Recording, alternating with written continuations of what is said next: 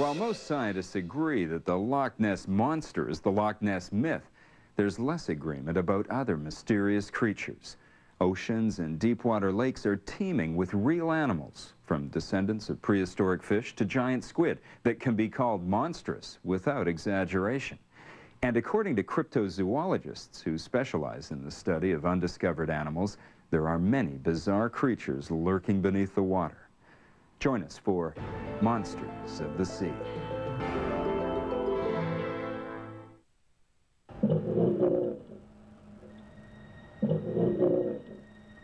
What you are listening to is a sonar recording of what may be a Norwegian lake monster called Selma. Selma has been sighted repeatedly since the 1700s. This footage, filmed during a 1999 photographic expedition led by Swedish monster hunter Jan Sundberg, is as close as anyone claims to have come to capturing a clear image of an unknown animal swimming in its habitat. Whether we're seeing a single gigantic creature or a line of beavers or seals is open to question. There are reports of unidentified animals in northern lakes in the northern hemisphere. And we're very convinced that these exist. Of course, I'm biased because I observed one of the animals at the distance of 30 feet. New sightings continue from Loch Ness in Scotland to Lake Van in Turkey, from Scandinavia to Patagonia, and in deep water lakes in Canada and the United States. But today, close encounters with lake monsters are rarely reported. One of the most difficult things to do is to get a witness to come forward and talk about their sightings. Most people who have seen this creature are usually reticent to talk about it because they're afraid of public humiliation or ridicule. The scene of recent monster sightings, Lake Champlain, straddles the border between northern Vermont and upstate New York. Called America's Loch Ness, the lake is 109 miles long, as much as 12 miles wide, and 400 feet at its deepest. It's home to a monster called Champ. In 1998, the sighting started right within this area right here. A woman, as she was jogging up this path, saw what she said appeared to be a brontosaurus-type dinosaur rise out of the water. The first recorded sighting of a monster on Lake Champlain happens in 1607 when the great French explorer Samuel de Champlain makes an entry in his journal describing a long reptilian creature crisscrossing the lake. Modern-day researchers believe that what Champlain saw was not a monster, but a large armor-plated fish called a garpike. Champlain never recorded seeing a sea monster in Lake Champlain, but he did have one remarkable occurrence with a monster of sorts. It's a garpike, which can reach 6 to 7 feet long. They have a very long bill on the front of them that's filled with jagged teeth. And the first time you ever see one of these animals, it definitely will take you in awe. No other significant sightings are reported on Lake Champlain until 1821, when a boatman rowing across the lake nearly rams into a slumbering giant described as looking like a dinosaur. Many years later, Sheriff Nathan H. Mooney observes the same odd-looking creature from 50 yards away, close enough to be identified as 30 feet in length with a long neck and a small head. The sighting sets off a wave of monster mania at Lake Champlain that subsides quickly when the monster doesn't show itself again. These animals are reticent, they're shy, they don't like coming near human beings except on the odd occasion. Most cryptozoologists are convinced that Champ, like its famous cousin in Loch Ness, is definitely a prehistoric animal, either a plesiosaurus or, according to Dr. Roy Mackall's theory, a thought-to-be extinct whale called a zeuglodon. Way back around 25 million years ago, there were two divisions in the whale evolution. One went in the direction of our modern whales, and the other branch were long and snake-like, and they undulated vertically, as all aquatic mammals do. And these animals reached a length from the fossil record of about 55 or 60 feet. But Lake Champlain's most dedicated monster hunter, Dennis Hall, doesn't believe that Champ is either a plesiosaur or a zeuglodon. Hall is convinced that the monster is a lesser-known prehistoric reptile called Tanystropheus. The most bizarre reptile that ever lived was a Tanystropheus. Being a reptile, they could grow as long as they live. But I would say the maximum length is probably 24 feet. How many of you kids believe in Champ? And how many of you don't? Okay? Big. Dennis Hall makes his case before a group of Vermont middle school students. These kids have grown up with champ folklore, and most of them are skeptical. But when Dennis describes his first encounter with the monster, they're all ears. One night I was watching at Button Bay, and I kept thinking I saw something. And it was walking along the edge of the marsh. And when I first came up to it, I couldn't see anything. I could smell it, though. The air was filled with the smell. It smelled like a snake. When you pick up a snake, I don't know if anybody's ever done that, but it's very strong smell, almost as strong as a skunk. And there's a splashing in the marsh. So I went and got a flashlight, and I could see these red eyes looking at me once in a while. So I could see it, I could hear it, and I could smell it. It was frightening. If Champ had a chance, would he eat a human? They're not made for eating anything big. In the neck, their heads are not very big, maybe the size of a football. So they eat small fish. Dennis Hall claims to have seen the monster 26 times. He has taken videos that he feels are conclusive proof that Champ exists. However, some cryptozoologists debunk the footage as distant shots of beavers crossing the lake. Lots of people see lots of things, and they're not all charlatans or frauds, but the mind generates things that really aren't there at times, or embellishes an observation. The most intriguing evidence of a prehistoric creature in Lake Champlain is this 1977 photograph taken by a Connecticut woman named Sandra Mancy. I would love to think that Sandra Mancy's photograph is real. Better experts than myself have looked at it and determined that it hasn't been manufactured or tampered with. I would love it to be Champ. Mancy's photo of a dinosaur look-alike captures the media's attention. The picture is published in the New York Times and various magazines, and is analyzed by scientists at the Smithsonian Institution and by photo experts at Eastman Kodak.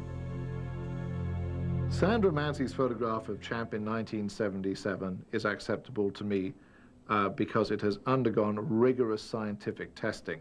The conclusion was this picture was not faked. If it doesn't show Champ, what I'd like to know is, what does it show? That's a question that will keep the experts occupied for years to come, at least until someone produces physical evidence that a monster lives in Lake Champlain. Dennis Hall believes that it won't take long before that happens. So I think future generations of these animals that are growing up in Lake Champlain right now will actually become more visible, and people will see them more often because they are under absolutely no threat in Lake Champlain. Although there's no scientific proof that these animals exist, the search for Champ and other lake monsters goes on. Cryptozoology, often derided as a crackpot science, seeks to open new doors to the past. The hostility toward cryptozoology is like a two-edged sword. The problem is to get anyone interested in possible unknown animals, we must first attain a carcass. Once a carcass has been attained, the scientific community will recognize cryptozoology as a legitimate science. Cryptozoology receives an unexpected boost in 1938 when a genuine prehistoric sea monster is discovered off the coast of South Africa. Called coelacanth, this primitive fish is a throwback to the age of the dinosaurs. Coelacanths are in the fossil record going back 360 million years, and they seem to disappear from the fossil record about 60 to 70 million years ago. Today, there are nearly 200 coelacanth specimens preserved in museums and aquariums around the world, including San Francisco's Steinhardt Aquarium. Finding this fish that was believed to have been extinct for 60 million years was probably the greatest single zoological discovery of the last century, because nobody believed this animal existed. Another extraordinary discovery of a prehistoric sea monster is made in 1978 by a U.S. Navy research vessel in Hawaii. The animal is a fearsome-looking 16-foot shark that no scientist has ever seen. For obvious reasons, the creature is dubbed Megamouth. This was a totally new species unknown to science. It was a great moment for cryptozoology when the Megamouth shark was discovered. It has shown the world that cryptozoology was on the right track. When we come back, 3 fishing boats do battle with an enraged giant sea monster. All 3 crews used anything to hand, knives, boat hooks, and went after the creature and apparently killed it. Mentioned in the Bible. In the book of Psalms, a multi-headed sea serpent is killed by God and used to feed the Israelites lost in the wilderness.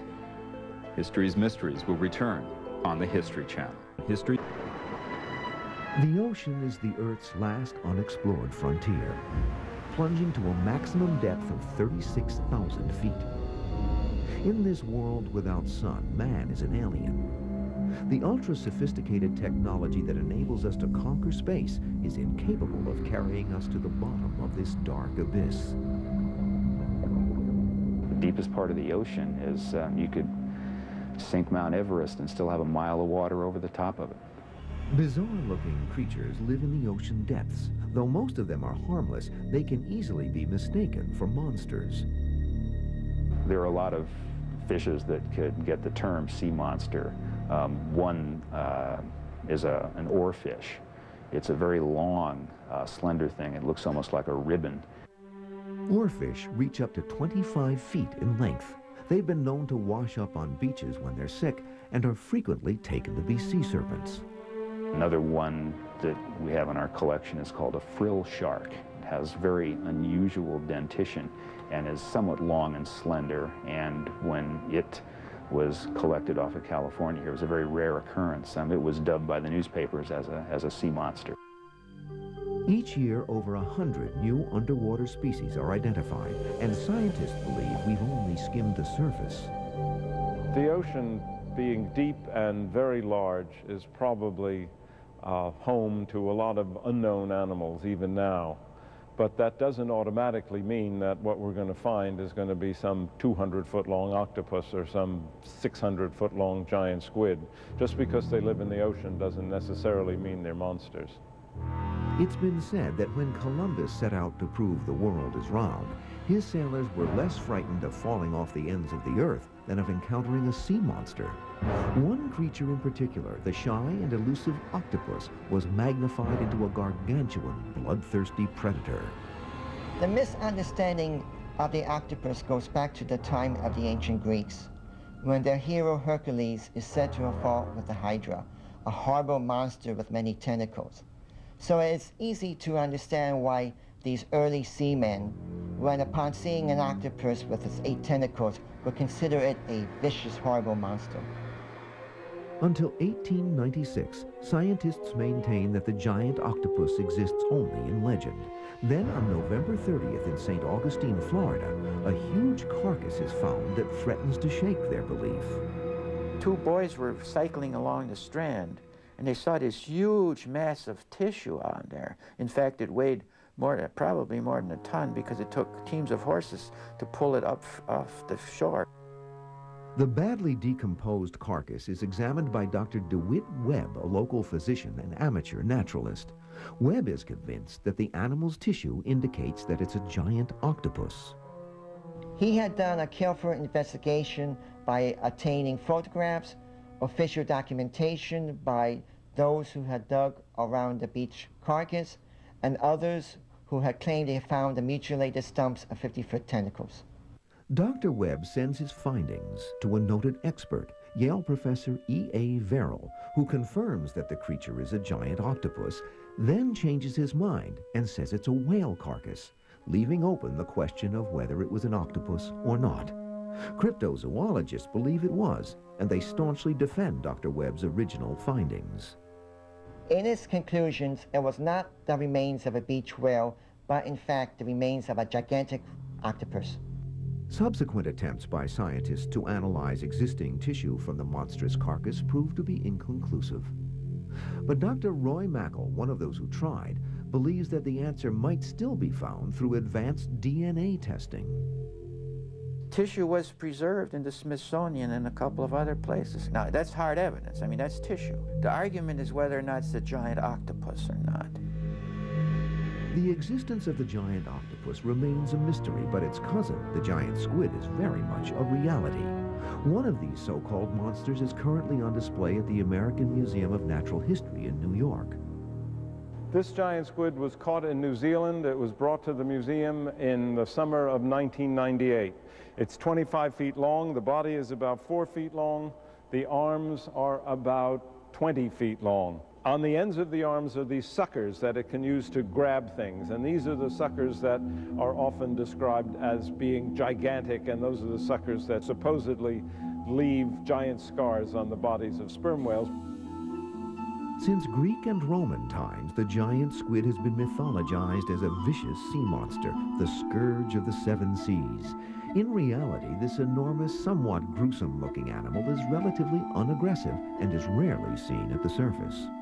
Ancient Greeks and Romans weren't necessarily great oceanographers, so it was very difficult for them to qualify this animal and describe it accurately. Much easier to think of it in terms of being a sea monster. The giant squid is regarded as a purely mythical creature until 1873, when a carcass washes up on a Newfoundland beach and is identified. The squid moves from legend into reality, yet its ferocious reputation becomes even more exaggerated. It's actually easy to understand why novelists like Jules Verne or Peter Benchley would exaggerate the giant squid. After all, they're writing fiction, and they have available to them an animal that can be 60, 70 feet long with a great big beak and eyes the size of dinner plates and huge writhing arms. The giant squid's terrifying reputation pales in comparison to that of the legendary sea monster known as the Great New England Sea Serpent. This animal is first seen in the New World near Cape Ann, Massachusetts in 1639. And for the next 200 years, New England's rugged coastline is the scene of continual sightings of this awesome creature. One of the first accounts of a sea serpent in North American waters is recorded by a colonist, Obadiah Turner, here in September of 1641 in Nahant Bay, where the colonists had gathered on the beach to collect clams and spotted the sea serpent. Obadiah Turner also reported that the Indians had claimed that the sea serpent had been seen here many times and that it stretched all the way from Egg Rock to Nahant, which would be nigh upon a mile. In 1817, a Boston newspaper carries an electrifying story. The giant sea serpent is seen by hundreds of spectators in nearby Gloucester Harbor, the nation's largest fishing port. People are journeying from as far away as Connecticut to come to Gloucester to see the sea serpent, which is there every day. They see it frolicking around, chasing the herring in the harbor. More than 600 witnesses swear they've seen the monster, which supposedly remains in Gloucester Harbor for nearly a month. When you investigate these sea serpent sightings, you generally assume you're dealing with only one eyewitness to an incident. However, when you investigate these cases, you start realizing you're dealing with 50, 100, or even 200 or more witnesses to one single incident. This eliminates the possibility of this being a hoax or some porpoises swimming on the surface of the water. The extraordinary events in Gloucester Harbor in 1817 lead to the first scientific study in America of unknown marine creatures. And the New England Linnean Society, which was an organization of scientists in the young America, very young country, wanted to put themselves on the scientific map. And they collected evidence to support the sighting of the sea serpent. A local magistrate is enlisted by the society to examine evidence supplied by witnesses to the Gloucester sighting. Affidavits are collected, enough to convince the scientists that the sea serpent does exist. The society triumphantly announces its findings, but the euphoria is short-lived. Unfortunately, they also, a month later, collected a dead snake, which had some kind of a deformity on its back, and they labeled it the spawn of the sea serpent, which very rapidly was proved not to be. And unfortunately, that sort of debunked the whole sea serpent myth. But by the mid-1830s, there is a resurgence of reported encounters with sea serpents. The American schooner Sally, sailing off Long Island, supposedly has a narrow escape from an enraged monster, while British naval officers on the HMS Daedalus give sworn testimony that they saw a giant sea serpent gliding serenely past them. In the late 19th century, New England serpent sightings are so commonplace that the legendary showman P.T. Barnum offers a cash reward to anyone who can capture one, dead or alive. The sea serpent was sighted off Rockport, Massachusetts in 1886, and P.T. Barnum, ever on the lookout for a good exhibit, offered $1,000 for the sea serpent, and then suggested that if it wasn't as big as it had originally been reported, that he would pay pro rate. Barnum never gets his serpent, but the crew of the fishing boat Philomena does, almost. One of the most unfortunate missed opportunities for collecting a sea serpent carcass occurred in 1912 when a mackerel fishing boat allegedly did battle with the creature and killed it and then failed to haul it in. According to the captain and his crew, the Philomena runs into a sea serpent in the Gulf of Maine. The monster becomes entangled in the ship's sturdy fishing nets, and its wild thrashing threatens to sink the boat. The Philomena was doing battle with the sea serpent that was caught in its net. The steamers Victor and Ethel came to their assistance, and all three crews used anything to hand, knives, boat hooks, and went after the creature and apparently killed it. After an exhausting 2-hour struggle, the Philomena's captain, John McKinnon, orders his men to cut the dead monster loose, for reasons never fully explained. A fishing boat that was not full, that didn't have a full hold, would perhaps have been in jeopardy trying to haul an 80-foot creature of we don't know how many pounds on the side, and naturally no pragmatic Yankee upstanding fisherman is going to jeopardize his crew and boat for a sea serpent. If the story is true, Captain McKinnon's catch may have held the key to unlocking the mystery of sea monsters, a mystery that today is no closer to being solved than in the past. Not being a gambler, I can't hazard a odds on whether or not we'll prove the sea serpent exists, but I think for anybody who wants to look at the ocean with wonder, they'll always exist. When we come back, some surfers sight a strange-looking monster at a California beach. They saw its humps, its loops, the head, the tail, and they were absolutely convinced that this was not a bunch of seals swimming in a line or dolphins swimming in a line. In 1977, a Japanese fishing trawler hauled in a 4,000-pound carcass, thought to be a prehistoric sea monster. The captain dumped the carcass overboard because he said it was too smelly. History's Mysteries will continue here on the History Channel. The scene of frequent sea monster sightings since the turn of the century. One of the most dramatic occurs on October 31st, 1983 at Stinson Beach, a quiet getaway just a few miles north of San Francisco. A bunch of road workers and people driving on the highway out there north of San Francisco in Marin County watched a sea serpent frolic in relatively shallow water for a sustained period of time. That same day, at other sites along the California coast, witnesses report seeing a similar creature.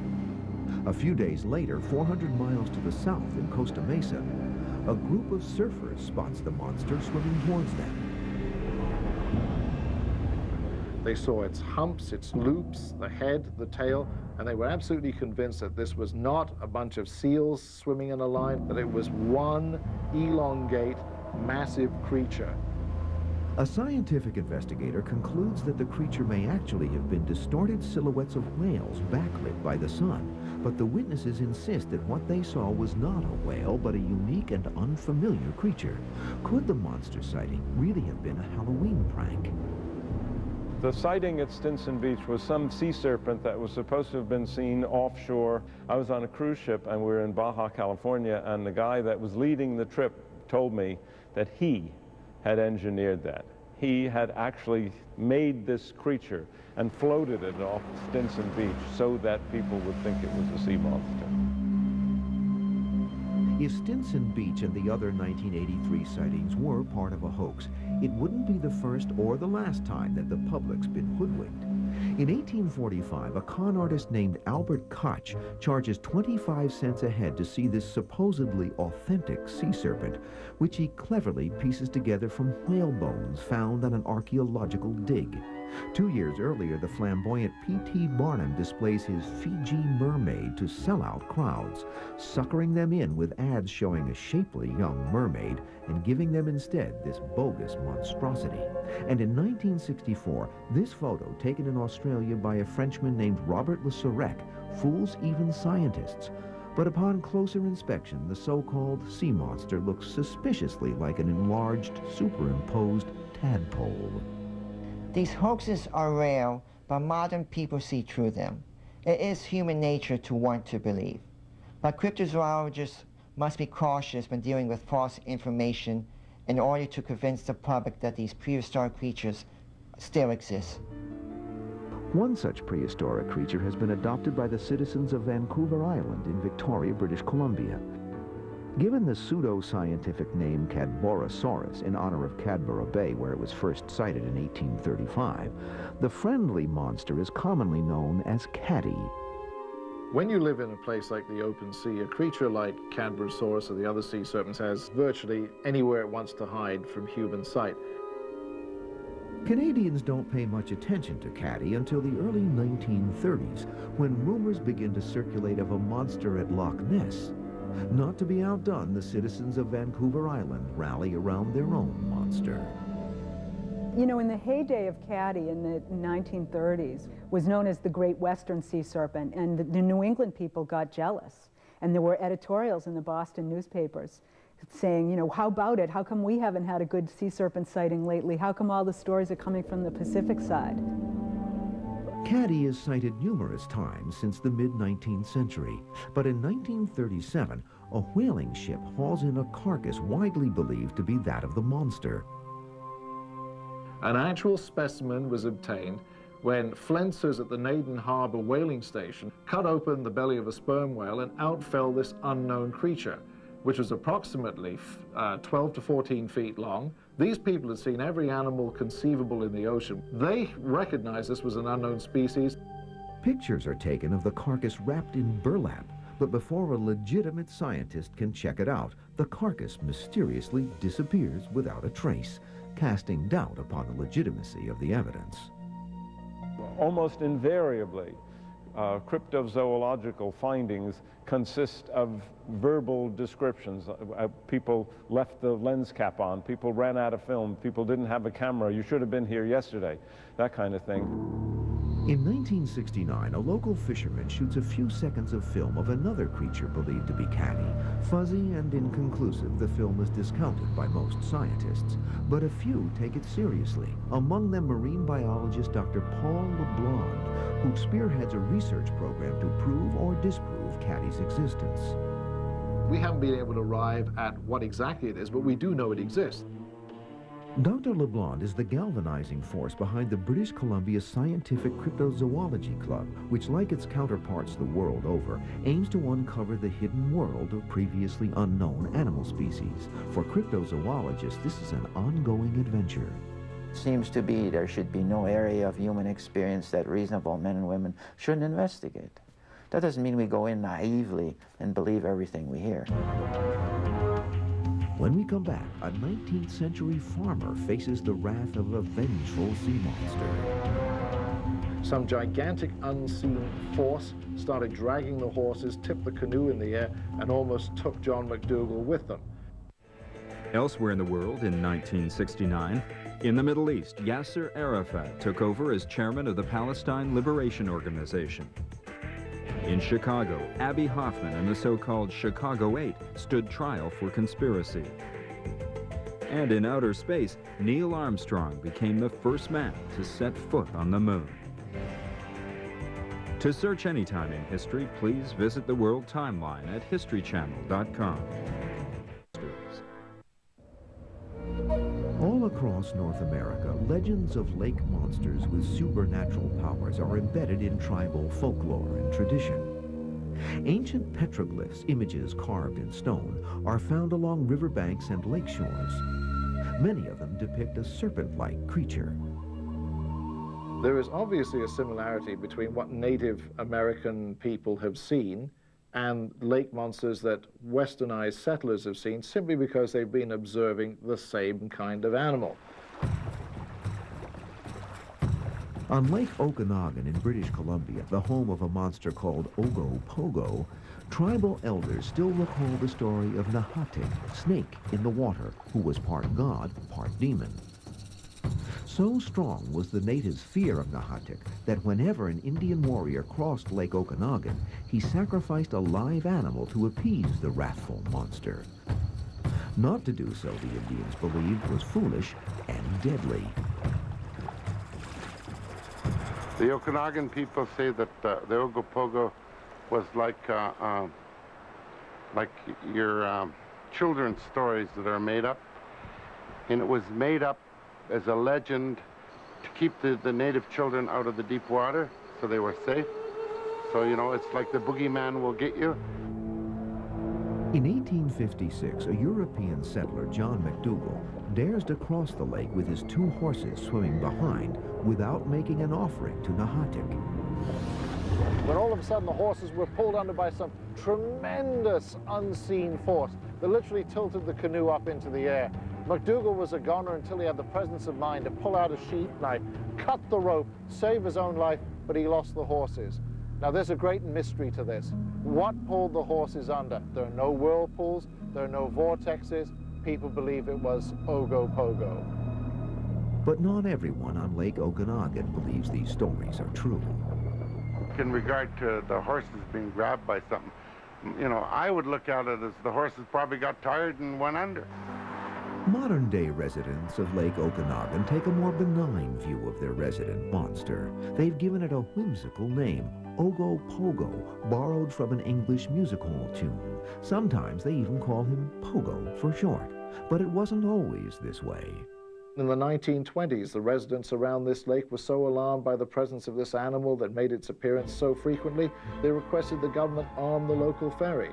People don't get paranoid about an animal that doesn't exist.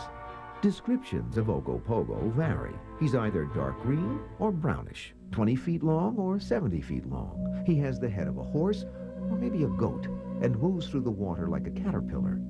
In spite of these inconsistencies, Pogo sightings are taken seriously by some simply because there are so many of them.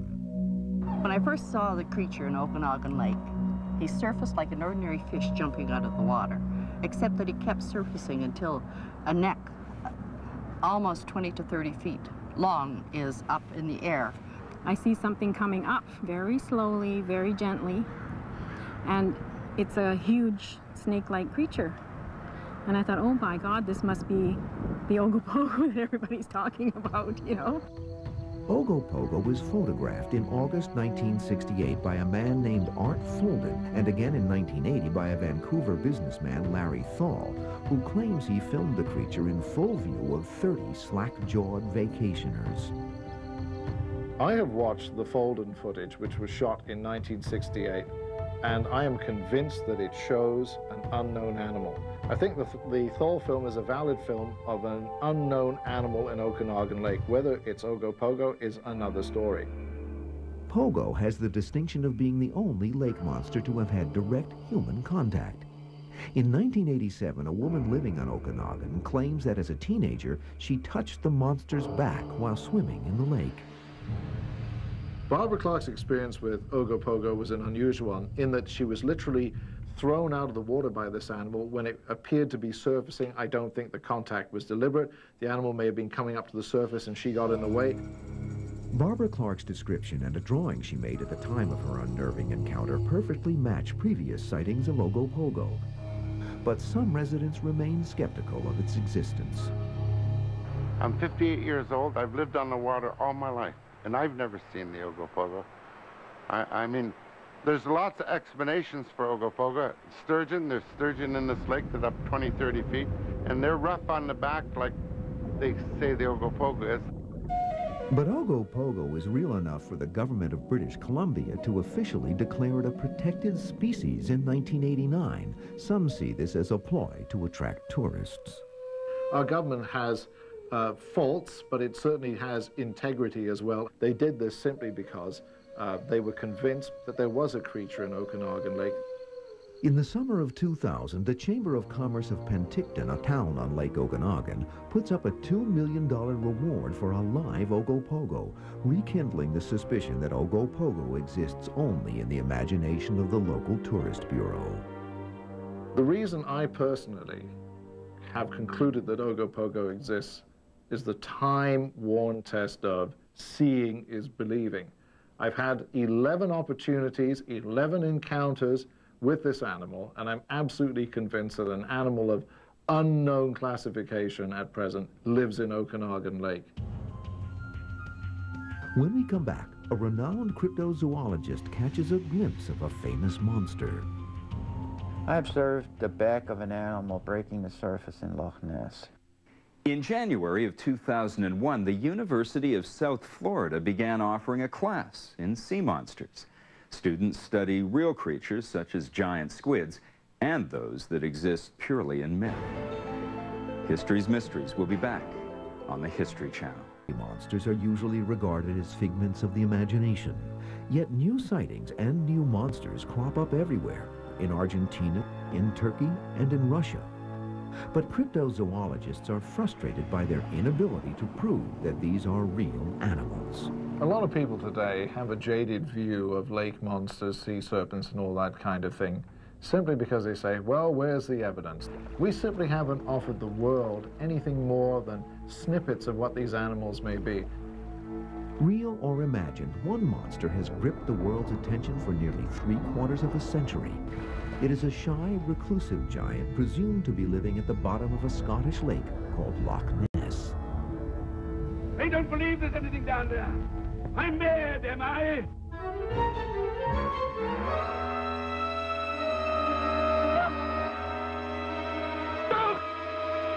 The Loch Ness Monster is the most infamous or famous of all monster stories.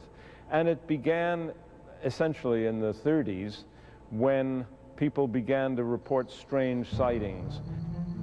Affectionately nicknamed Nessie, the Loch Ness Monster becomes an international celebrity with the publication of this photograph taken in 1934 by a London doctor. There was a very famous photograph taken called the surgeon's photograph, which seemed to prove irrevocably that there was some kind of a dinosaur-like creature swimming around in Loch Ness. To true believers, the picture clearly shows an animal that resembles an aquatic dinosaur that lived 100 million years ago, the plesiosaur. But some experts have their doubts.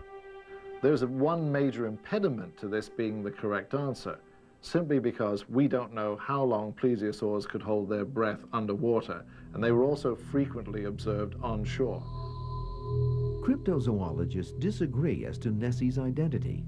Is it an aquatic dinosaur, a basking shark, or as Dr. Roy Macko believes, a primitive whale called the Zeuglodon, an animal he claims to have seen?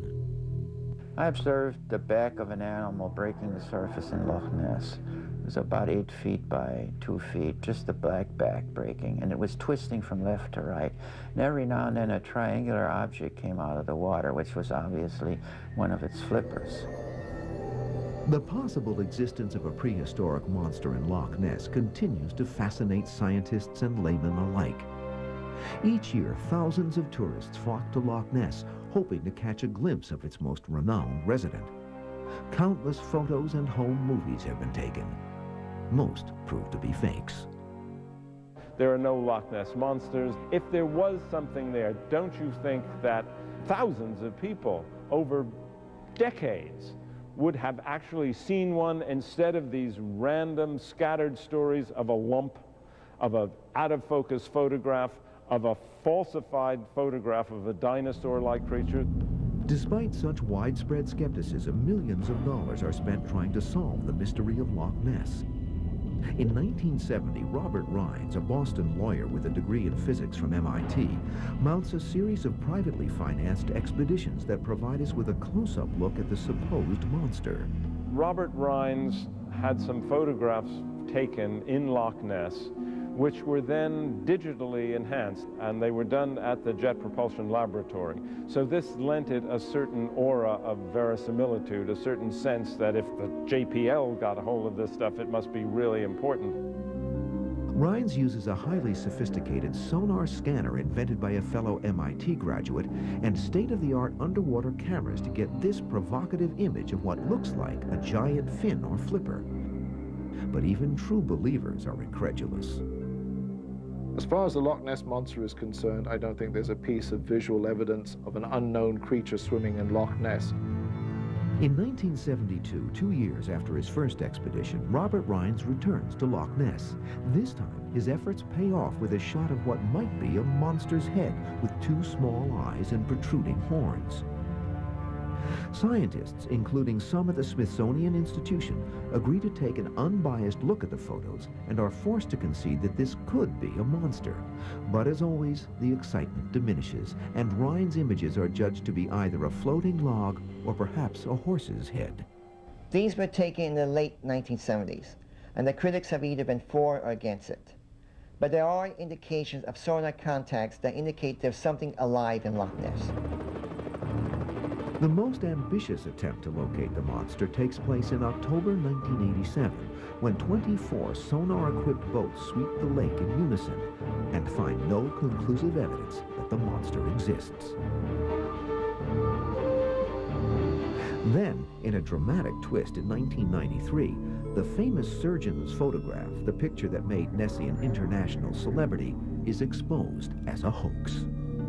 It turned out that one of the people who made that and was part of the photographic process confessed on his deathbed that he and his uncle had manufactured this model, a little toy model, and photographed it. So the basis for all Loch Ness Monster stories turns out to be a fake, and therefore everybody has been trying to catch a glimpse of a creature that didn't exist then and doesn't exist now. The Nessie hoax does little to dissuade cryptozoologists and gullible tourists from continuing to search for the elusive giant. And though believers and non-believers may never have cause to agree that sea monsters really exist, there will always be new sightings, new demons, and new terrors as each new generation creates its own monsters. Like UFOs and little green men, sea monsters are here to stay. The field of cryptozoology is often ridiculed as a pseudoscience, but its practitioners point to one example of a mythical creature that came to life. For many years, there were rumors of monstrous apes roaming eastern Africa, rumors that were finally verified in 1902 with the discovery of 400-pound mountain gorillas. Nevertheless, most mainstream scientists maintain that cryptozoology provides insight into only one thing: the boundless nature of the human imagination. Discover more about this and every History's Mysteries topic at historychannel.com. I'm Arthur Kent for the History Channel. Thanks for watching. On the next episode of The Revolution, the British shift focus to the southern colonies. By moving south, they were moving to an area where they hoped they could restore British authority. If the seizure of southern states doesn't work, it's not clear what will work. Join The Revolution, Sundays at 10, only on the History Channel.